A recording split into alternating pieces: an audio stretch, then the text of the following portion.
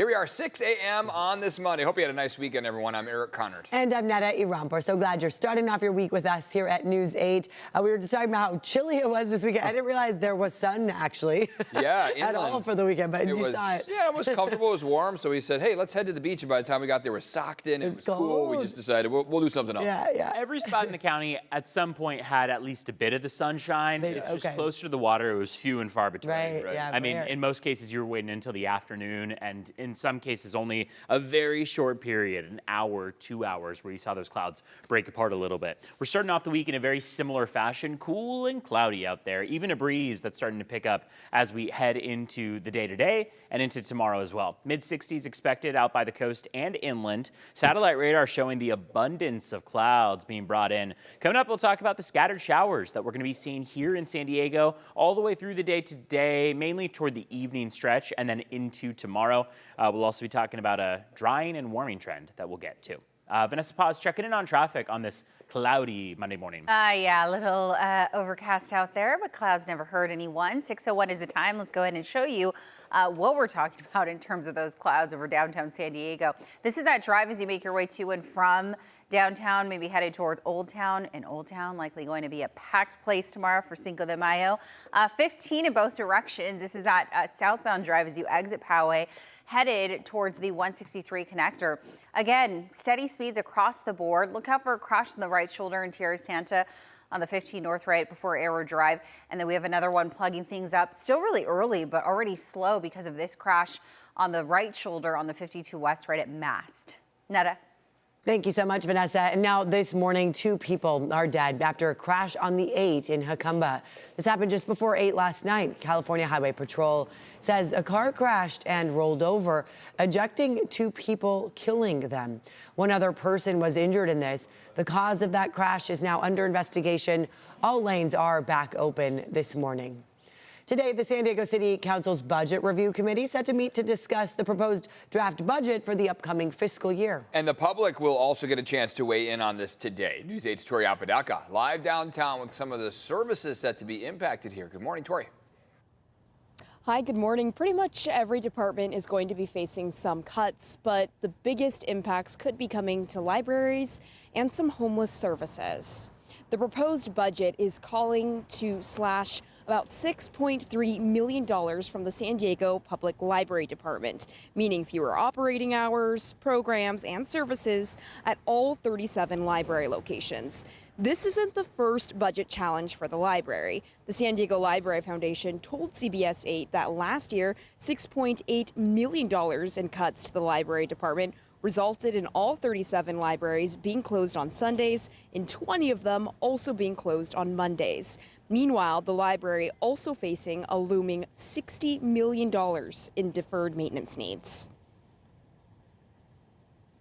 Concern is, why are we doing this again? Yet another year where we're balancing the budget on the backs of libraries. So the budget is also impacting the city's long-running daytime service for the homeless. The proposal eliminating more than $900,000 in funding for the Neil Good Day Center. From critical services to showers to laundry and substance use treatment, the center tells us these cuts may force them to drastically reduce its hours or cut weekend services completely. And the city's Budget Review Committee is meeting this morning at 9, and then the public hearing will be at 6 p.m. That'll be the community's first opportunity to weigh in on this proposed budget. Reporting from downtown this morning, Tori Apodaca, News 8.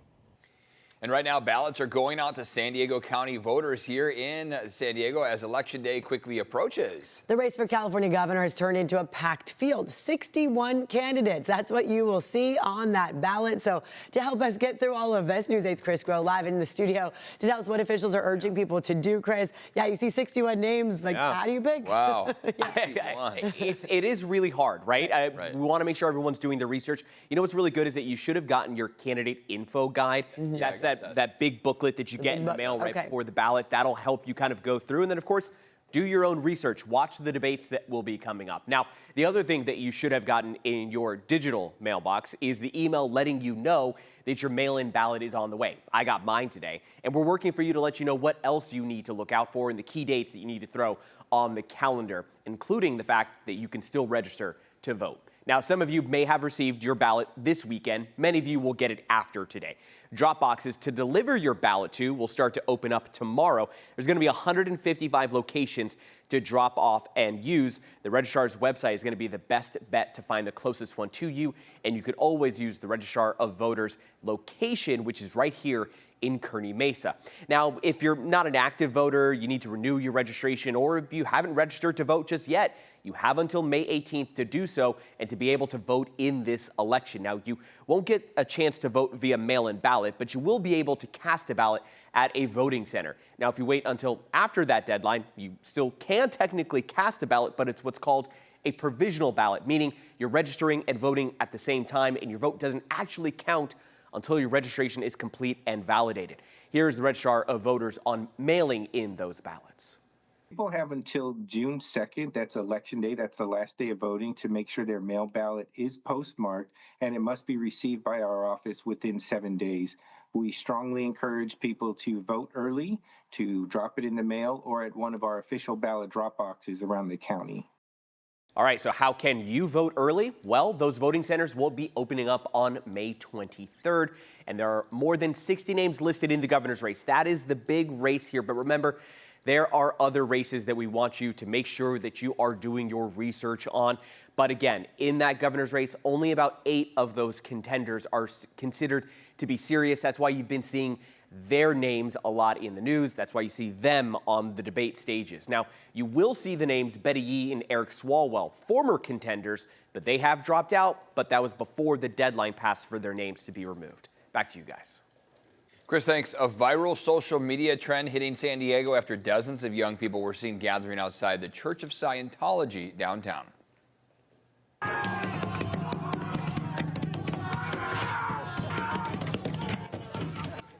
Yeah, it's called speed running, where people force their way onto Scientology property. This video posted to TikTok showing people walking toward the downtown building, banging on the windows. The church says about 40 to 50 youth tried to force their way in by kicking doors, hitting windows, and spitting on the building. They say the group managed to break into a secured area and damage locks and a video camera.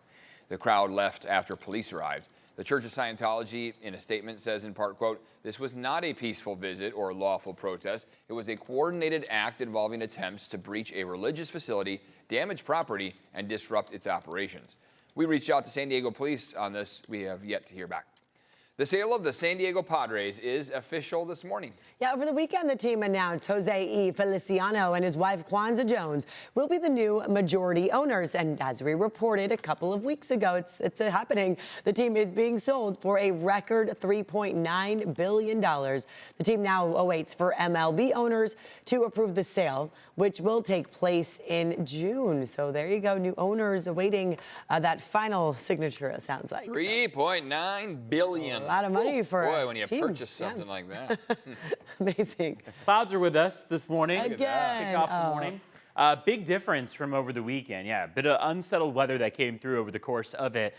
We were kind of setting that strong ground, the conditions that we needed, getting them all together for what's going to happen here to start the week. Monday night tonight into early tomorrow morning, we expect scattered showers to return to the forecast. We're looking at about 1/10 of an inch of rain in total. It's going to come not as one widespread system, but as several hours of scattered showers that mainly come in the overnight stretch, but also all the way through tomorrow, Tuesday. Zooming in on San Diego County, you can see those clouds are in abundance, not only from our satellite view, but also from our live cameras out there. Sunrise, though, was about 10 minutes ago. It was in the 5 o'clock hour. Sunrise today was 5:59. So we're going to get earlier and earlier on the sunrises, later and later on sunsets. 7:33 is sunset. But again, our sunset views, they've been beautiful if you can see them, though in many cases we've had a strong layer of clouds with us through those evening hours. Going to get a little breezy. We'll watch for winds upwards of 40 and 50 miles per hour. Our wind gusts, at least, out toward our local mountains and deserts, mainly on the eastern slopes of the mountains all the way through the deserts. Off toward the coast and inland, wind gusts are around the teens, all the way up to 25 miles per hour. We do not warrant a wind advisory quite yet. Wouldn't be surprised if we got one issued, but other parts of Southern California do have wind advisories in play. Regardless of if we have one in play or not, It's just something important to know. Along the coast and inland, you might want to maybe walk around the backyard, the front yard, make sure you don't have any unsecured objects lying around, because you could wake up by tomorrow morning or Wednesday morning and see that those objects are down the street. When we look at the next 3 days, you can kind of get the idea of what we're talking about here. The cooler, cloudier conditions for today and tomorrow. The mountains and the mountains and deserts favor the showers and the wind, especially toward the deserts. And then by Wednesday, hey, back to mostly sunny conditions. Temperatures will be on a big warm up beginning on Wednesday and lasting through the end of the week. Vanessa Paz checking in on this cloudy morning commute, seeing if the roads are quiet for our Monday morning. How's it looking? Yeah, I mean, your Monday drive's looking mighty fine this morning. This is the 805 in both directions as you make your way in from the South Bay headed northbound. This is actually the southbound drive. Right side of your screen is that northbound drive as you make your way past 47. So things are starting to pick up, but again, it could be worse. Let's go ahead and switch gears where we are seeing a worse drive on the 52. So coming in from Santee, it's usually not this slow this early. The reason why we're tracking such a crawl is because of a crash. It has cleared on the 52 west at Mast, but unfortunately the slowing has not.